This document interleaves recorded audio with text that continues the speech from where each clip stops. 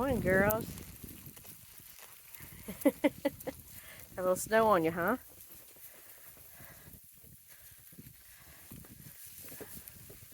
There's Belle. Always has to get on the hay. Rotten thing.